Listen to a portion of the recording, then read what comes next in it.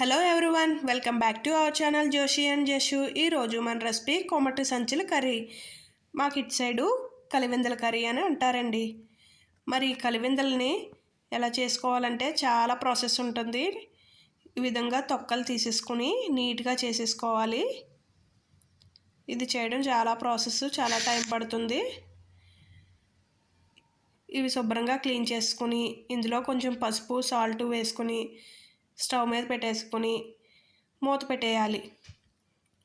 ఇందులో ఉన్న వాటర్ అంతా ఇంకిపోయేంత వరకు హై ఫ్లేమ్లో పెట్టి ఉడకనివ్వాలి.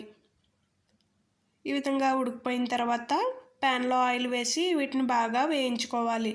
ఇవి వేగిన తర్వాత ఉల్లిపాయ మసాలాని ఇందులో వేసేసుకోవాలి. ఇందులోనే టమాటా ముక్కలు పచ్చిమిరపకాయ ముక్కలు కూడా వేసేసుకొని బాగా కలిపేసుకోవాలి. మసాలా అంతా బాగా వేగిన తర్వాత ఇందులో కొంచెంగా వాటర్ వేసుకుంటూ కలుపుకోవాలి. ఇందులోనే ములంకాడ కూడా వేసుకుంటే చాలా టేస్టీగా ఉంటుంది. ఇందులో కొంచెం కారం, కొంచెం ఉప్పు వేసేసుకొని బాగా కలిపేసుకోవాలి.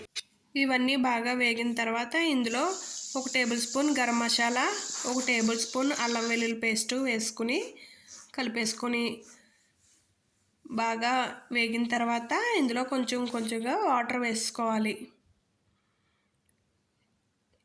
ఈ వాటర్ అంతా బాగా ఉడికేంత వరకు మూత పెట్టేసుకొని ఒక 10 మినిట్స్ అలా వదిలేయాలి. ములంకాడ ఉడికిన తర్వాత దగ్గర పడిన తర్వాత స్టవ్ ఆఫ్ చేసుకోవడమే. అంతేనండి, కలివిందల కర్రీ అనేది రెడీ అయిపోయింది. ఈ కర్రీ చాలా టేస్టీగా యమ్మీగా ఉంటుంది. తప్పకుండా ట్రై చేయండి. ఈ వీడియో కనుక మీకు నచ్చినట్లయితే లైక్ చేయండి, షేర్ చేయండి, సబ్స్క్రైబ్ చేసుకోండి. Thanks for watching. Bye bye.